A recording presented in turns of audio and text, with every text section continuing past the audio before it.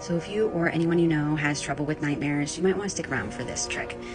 I was diagnosed with complex PTSD, and I have quite a bit of experience with nightmares, and so I've really tried everything.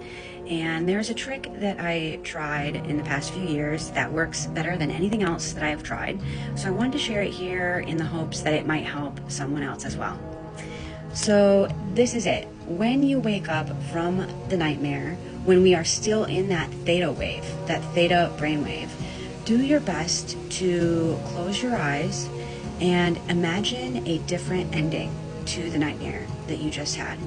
I know this can be difficult because when we wake up from nightmares, oftentimes we're emotional, we might be breathing heavy, so it might be difficult to transition to this, but do your best to get your bearings and take a deep breath, close your eyes, and imagine, add on an ending to the nightmare that you just had that is positive.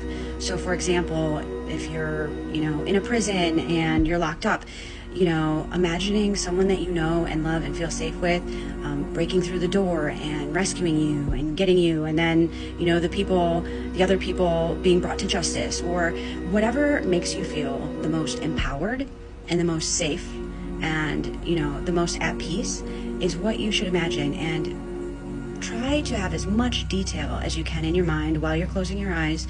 Imagine as much as you can, and it will really do wonders for you if you can do this for yourself. Because now when I look back at nightmares where I've been able to do this, when I look back, funny enough, the first thing that I think about is the ending that my brain created.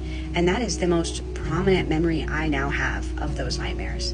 It is comforting. It helps you kind of live that day with a little more ease, because I know those of us who have a lot of nightmares have trouble throughout the day when we have particularly bad ones.